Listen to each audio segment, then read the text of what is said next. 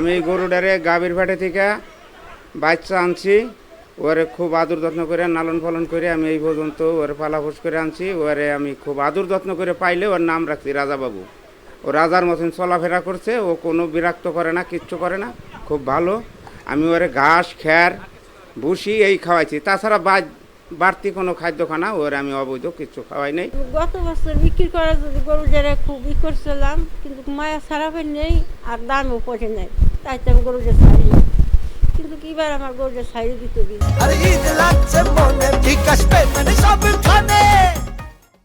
অনেক শখ করে গরুটা পালছে, আজকে প্রায় 3-4 বছর ধরে পালতেছে। নাম রাখছে রাজাবাবু।